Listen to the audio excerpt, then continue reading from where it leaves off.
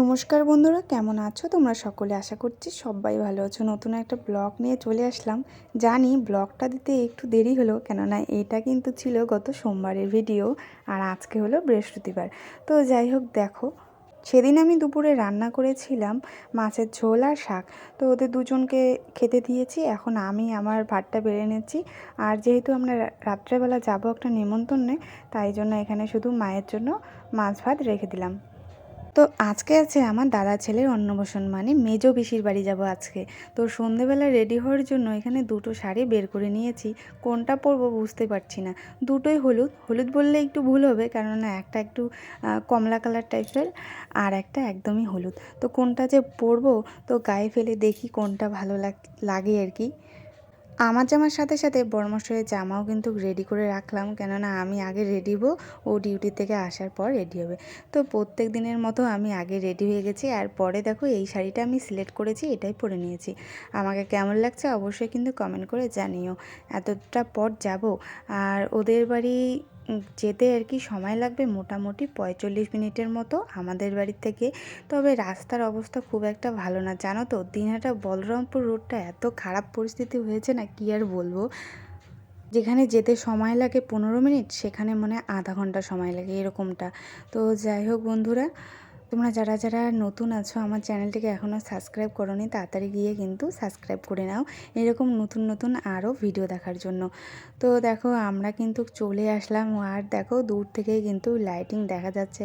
তো এখানে রাস্তাতেই আমরা বাইকটা রেখে হেলমেট খুলে তারপর কিন্তু চলে আসলাম একদম প্যান্ডেলে। অনেক দূর অবধি কিন্তু প্যান্ডেল করেছে। আর আমার আগেই মোটামুটি আমার মা বাবা বোনও ওরা বিকেলবেলায় চলে এসেছে, আর অন্য দিদিরাও চলে এসেছে। তবে এখানে এসে খুশি হলাম যে সবাই আমার জন্য ওয়েট করে আছে না খেয়ে, কেননা রাত্রিও অনেক হয়েছে। এই যে আমার বাবুসোনাও কিন্তু না খেয়ে আছে যে আমি আসবো তারপর, যেহেতু আমাদের আসতে অনেকটাই লেট হয়েছে। এই যে আমার বাবা, দেখো দুই বাবাই এখানে, ছোট বাবা বড় বাবা। তো যাই হোক, বাবাকে বলছিলাম এত প্যান্ডেলে তুমি এটা কানে দিয়ে আছো, কেননা প্যান্ডেলের ভেতর কিন্তু ঠান্ডা একটু কমই লাগছিল, মানে বাইরে যতটা ঠান্ডা, তাই ওটা একটু খুলতে বললাম বাবাকে। তো যাই হোক, তোমাদের একটু গিফটগুলো দেখাই কে কী দিলাম। তো এই যে মেডেলওয়ালা মালাটা, এটা কিন্তু আমার দিদি দিয়েছিল। তো এসে দেখলাম যে দিদি গিফটটা দেয়নি, তো ভাবলাম তোমাদের সাথে একটু শেয়ার করি। আর আমি এনেছিলাম এই টাকাটা। আর যার অন্নপ্রাশন সেই এখন বাইরে, তোমাদেরকে একটু পরেই দেখাবো, তোমরা আস্তে আস্তে দেখতেই পাবে। এই যে দেখতে পারলে সুন্দর টাকাটা, এটা কিন্তু আমি এনেছিলাম। আর মা বাবা দিয়েছিল এই যে হাতে চুড়ি দুটো। তো এই ছিল আমাদের তিনজনের গিফট। তো এসে শুনলাম মাও গিফট দেয়নি, তো ভাবলাম তোমাদের সাথে একসাথে আর কি দেখিয়েই নিই। তো চলো এখন আমরা ঘর থেকে বাইরে গেলাম। এই যে বাইরেলটা এইভাবে প্যান্ডেল করেছে, আর দেখতে পারছো কতটা জমজমাট। ওই যে এখানে এক দিদি, এদের খাওয়া দাওয়া কমপ্লিট, এরা এখন চলে যাবে। আমার সাথে দেখা করার জন্য একটু দাঁড়িয়ে আছে। চলো এবার যার অন্নপ্রাশন তাকে একটু দেখানো যাক। এই যে আমার সোনা পাপা, নতুন এক সদস্য, আমার নতুন এক ছোট্ট বাবা ভাস্তা, ওর দিদির কোলে কিন্তু বসে আছে। ও মা, কথা বলতে বলতে কান্নাই করে দিচ্ছে। আর এদিকে দেখো আমার বাবুসোনা ফটো উঠছে, আর এক দিদি ফটো তুলছে, মানে সব মিলিয়ে কিন্তু খুব সুন্দর একটা সন্ধ্যা কাটলো।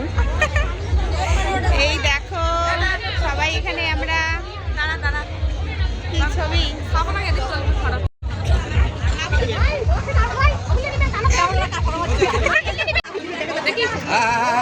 হাই কর হাই কর। এই যে আমার দাদারা এখানে দাঁড়িয়েছে, আর এই যে আমার বৌদি আর দিদিগুলো হচ্ছিল এখানে, আর এক বৌদি ছবি তুলে দিচ্ছে। এই যে সবার শেষে আমার জাইমুর এন্ট্রি হলো, আর দিদি কয় কি, দিদিও চলো খাওয়ার প্যান্ডেল মানে হলো ভিড়, আর ভিড় মানে খাওয়ার প্যান্ডেল। তোমরা এত খান, হ্যাঁ এত খান তোমরা যে আমরা বসে থাকতে তো অধৈর্য হয়ে গেল।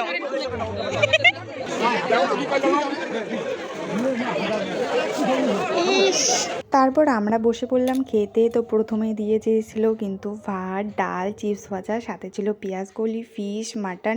তো যা যা আর কি আয়োজন হয় একটা বিয়ে বাড়ি, অন্নপ্রাশন বাড়ি, প্রায় কিন্তু সব রকমেরই আইটেম করে। শেষ পাতে চাটনি, মিষ্টি, মিষ্টি দই। এখন বাজে রাত